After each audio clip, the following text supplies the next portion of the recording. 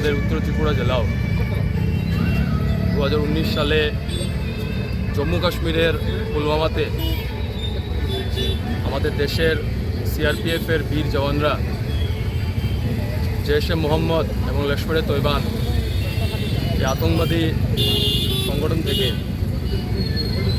যে sleeper সেলসগুলো sleeper bomb ব্লাস্টের মাধ্যমে 40 জন আমাদের বীর জওয়ানরা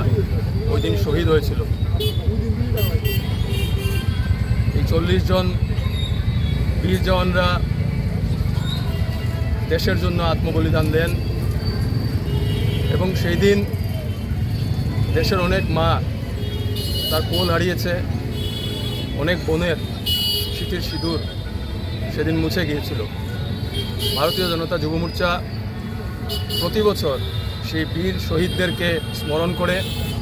এবং প্রতিবারের ন্যায় এবারও আমরা ধর্মনগর নেতাজি মূর্তির পাদদেশে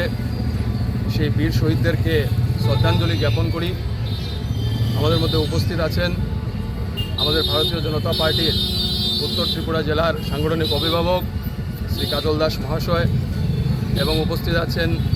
ভারতীয় জনতা পার্টির সহসভাপতি উত্তর ত্রিপুরা জেলার জোহর চক্রবর্তী মহোদয় সহ অন্যান্য যুব মোর্চার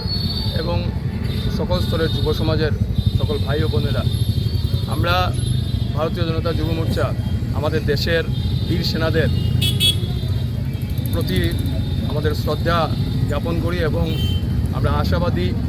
যে আমাদের দেশের যশস্বী প্রধানমন্ত্রী আমাদের দেশের সেনাকে যেভাবে প্রাধান্য দিয়েছে এবং যেভাবে আমাদের সেনা শক্তিশালী হয়েছে, আমরা লস্কর-এ তৈবান এবং জৈশ-এ মোহাম্মদের মতন আতঙ্কবাদী ঘাঁটিদেরকে আমরা একটা দিন মুছে দিতে পারবো এবং আমাদের দেশের মায়েদের কোল আর খালি হবে না এবং আমাদের বোনের স্মৃতির সিঁদুর যেন না মুছতে হয়। ধন্যবাদ।